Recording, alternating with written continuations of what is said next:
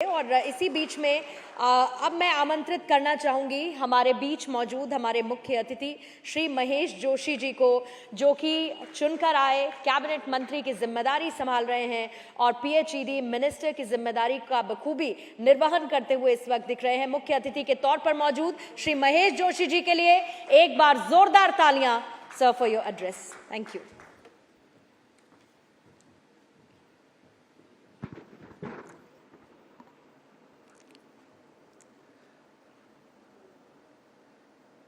मंच पर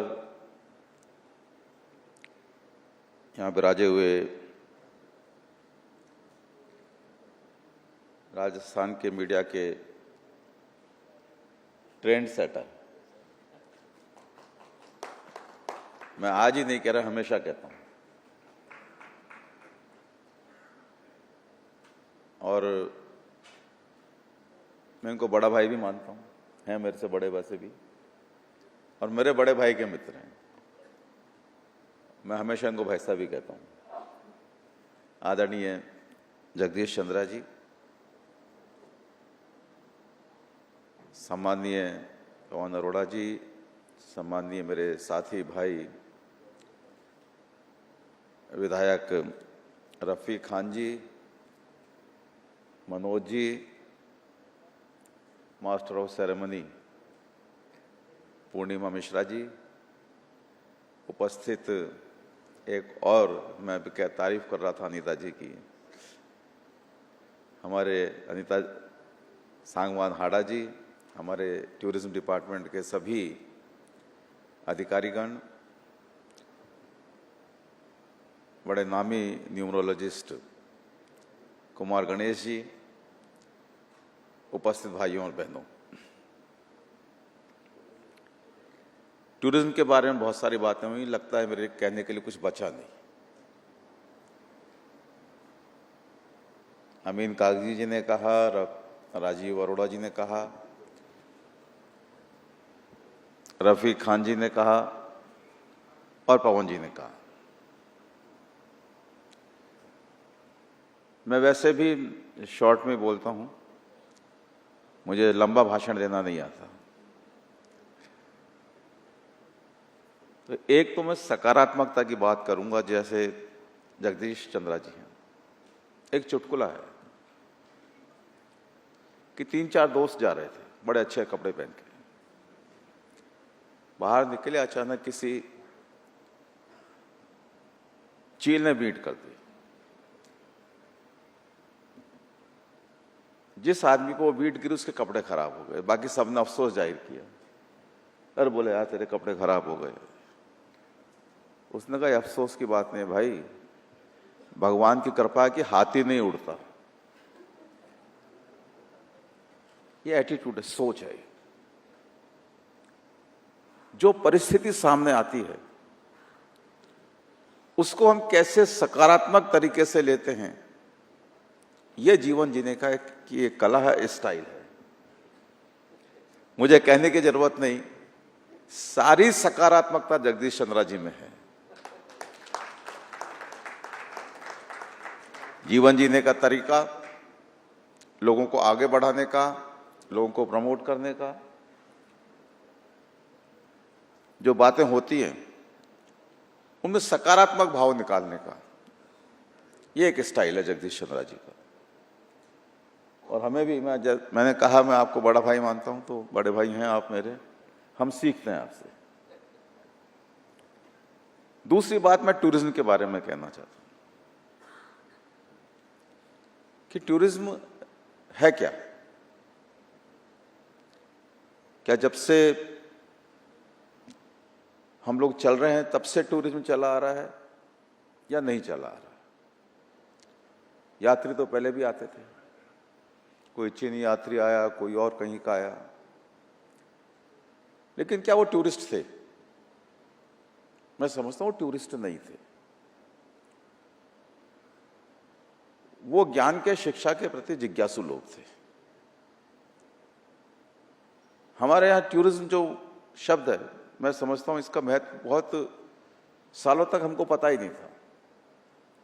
अगर हमको पता होता तो जयपुर की चार दीवारी और जयपुर के जो पुराने मॉन्यूमेंट्स हैं, उन पे हम कब्जा नहीं करते। हमसे मतलब जो भी कर रहे हैं, हम शहरवासी हैं, हम में से कोई है।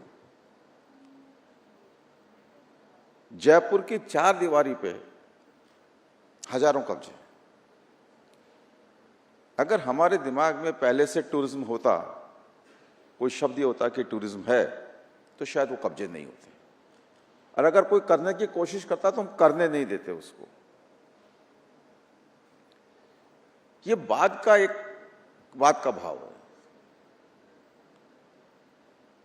टूरिज्म बढ़ाने के लिए यात्रा जरूरी है, लेकिन हर यात्रा टूरिज्म नहीं होती। लेकिन फिर भी यात्रा इतनी जरूरी है कि अगर हमें टूरिज्म बढ़ाना है तो हमें अधिक से अधिक यात्राओं को टूरिज्म से जोड़ना होगा।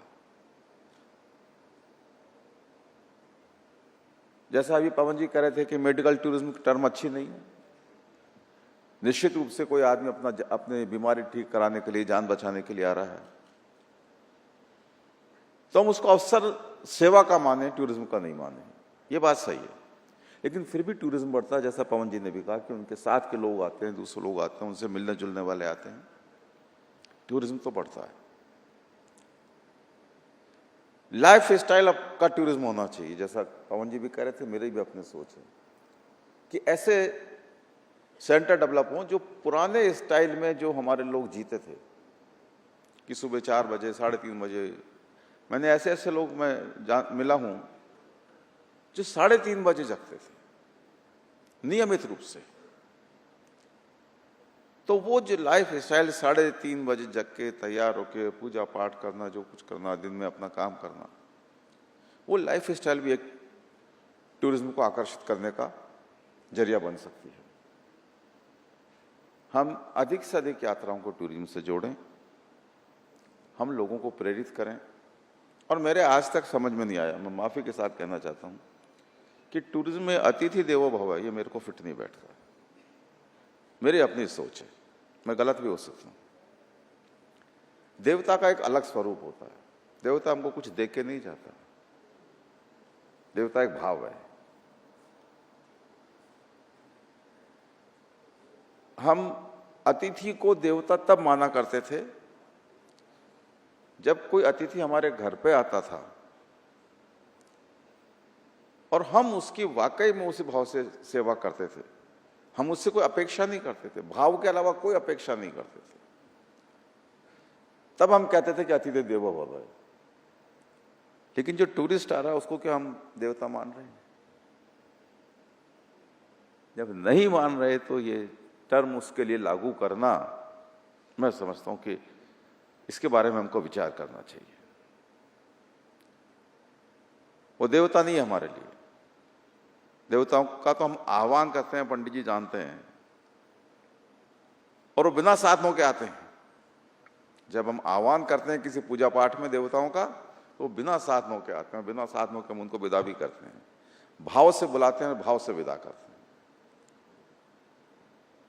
उनसे ये अपेक्षा नहीं करते कि हम उनको तिलक लगा रहे हैं उनके नाम पे, कि चावल लगा रहे हैं, वो इसकी आवाज में हमको कुछ देके जाएंगे। भाव ही देके जाएंगे, जिस भाव से हमने बुलाया भाव से आशीर्वाद देके जाएंगे। तो एक मैं चाहता हूं कि टूरिज्म के बारे में, जैसे हर बड़े डिपार्टमेंट में एक R&D विंग होता है, रिसर्च एंड डेवलपमेंट, टूरिज्म में भी एक ऐसा सोच होना चाहिए। हम अधिक से अधिक सेक्टर्स को कैसे टूरिज्म से जोड़ सकें, हम कैसे अधिक से अधिक यात्राओं को टूरिज्म से जोड़ सकें। हर यात्रा को, जैसा मैंने कहा, टूरिज्म से नहीं जोड़ सकते। पवन जी ने कहा मेडिकल की बात, मैं इससे भी आगे बढ़ के कहता हूं, कोई किसी की मौत पे आया, यात्रा उसने करी, लेकिन वो उस यात्रा को टूरिज्म से नहीं जोड़ सकते। लेकिन कोई विवाह में आया, उसको हम टूरिज्म से जोड़ सकते हैं। कोई किसी कारण से मूर्ति खरीदने आया, जयपुर की मूर्तियां प्रसिद्ध हैं, उसको हम टूरिज्म से जोड़ सकते हैं। राजस्थान की जूतियां प्रसिद्ध हैं, मोचड़ियां, उनको उसके लिए कोई खरीदना है, उसको टूरिज्म से जोड़ सकते हैं। तो ऐसे नए सेक्टर्स हम क्या डेवलप कर सकते हैं, इसके लिए टूरिज्म डिपार्टमेंट को रिसर्च जैसा भी एक डिपार्टमेंट बनाना चाहिए, जो नए विचारों को, नई चीजों को टूरिज्म से जोड़े। और जो 2030 की बात मुख्यमंत्री अशोक गहलोत जी जो कहते हैं, वो ये उनकी एक सोच है। जैसे राजीव गांधी जी ने 1985 में कहा था कि हमको 21वीं सदी में जाना है। मतलब ये नहीं था कि राजीव गांधी ये कह रहे हैं कि 21वीं सदी में जाना है तो वो नहीं कहेंगे तो 21वीं सदी में नहीं जाएंगे। उनका मतलब ये था, कहने का अर्थ ये था भाई 21वीं सदी में दुनिया कैसी होगी, 21वीं सदी में दुनिया कैसी होगी, क्या क्या चीजें दुनिया में प्रमुखता से चलेंगी। तो वो कंप्यूटर क्रांति उन्होंने करी, मोबाइल क्रांति उन्होंने करी। तो आज देश पूरी दुनिया के साथ कदम से कदम मिला के चल रहा है, कहीं कहीं दुनिया में दूसरे लोगों से आगे भी है। तो मुख्यमंत्री जी का भी विजन है तो दुनिया बहुत तेजी के साथ बदल रही है। अब बदलने की गति जो है ना दुनिया की, वो पिछले 15-20 साल में बहुत तेजी से बहुत तेज हो गई है।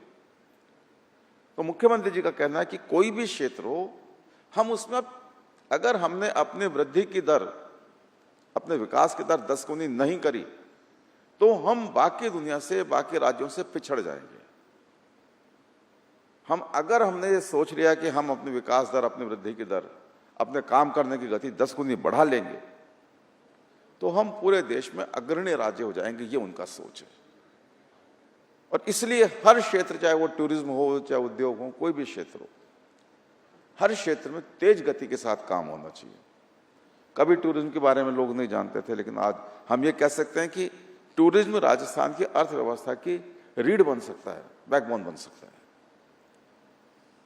तो हमको इस बारे में भी सोचना है कि हम मुख्यमंत्री जी का सपना जो है, उनकी सोच है, उसको कैसे पूरा कर सकते हैं, कैसे हम तेज गति के साथ आगे बढ़ सकते हैं। और जो मुख्यमंत्री जी ने कहा, जब कोई नेता कोई बात कहता है, जनता उस पर विचार करती है, जनता की अपेक्षाएं बढ़ जाती हैं। तो जनता अब जनता 2030 के बारे में बहुत गंभीरता से सोचने लगी है। तो हम 2030 में राजस्थान को कैसा बनाना चाहते हैं, कैसा देखना चाहते हैं, जनता की और मुख्यमंत्री जी की अपेक्षाओं के हिसाब से देखना चाहते हैं, तो हमको उसी गति के साथ काम करना पड़ेगा।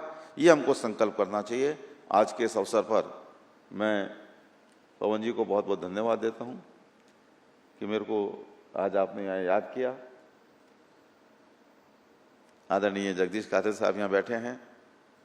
हम सब राजस्थान में, ये मैं कह सकता हूं, मुझे कहने में कोई संकोच नहीं है कि रीजनल चैनल और हिंदी समाचार और हिंदी चैनल सबसे ज्यादा प्रमुख भूमिका इनके विकास में अगर पूरे देश में किसने निभाई है तो जगदीश चंद्रा जी ने निभाई है।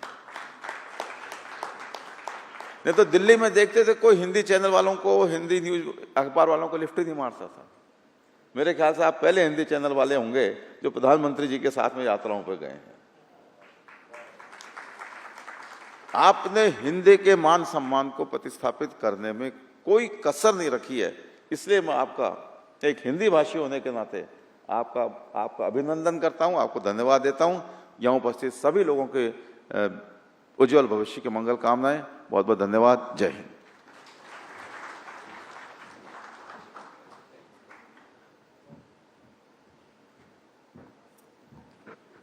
बहुत बहुत शुक्रिया महेश जोशी जी आपका, क्योंकि जिस विजन 2030 की बात करते हैं, उस विजन 2030 में आपकी सोच क्या है उसको आज बढ़ते राजस्थान, उभरते राजस्थान और इस कार्यक्रम के बीच आपने सबके सामने रखा। बहुत बहुत शुक्रिया और एक बार जोरदार तालियां महेश जोशी जी के लिए। और इसी के साथ मोमेंटो देने का वक्त है। मैं रिक्वेस्ट करूंगी जगदीश चंद्रा जी से, पवन अरोड़ा जी से और मनोज जिज्ञासी जी से कि वो आज मौजूद हमारे मुख्य अतिथि महेश जोशी जी को मोमेंटो देकर सम्मानित करें। एक बार जोरदार तालियां इस खास मौके पर।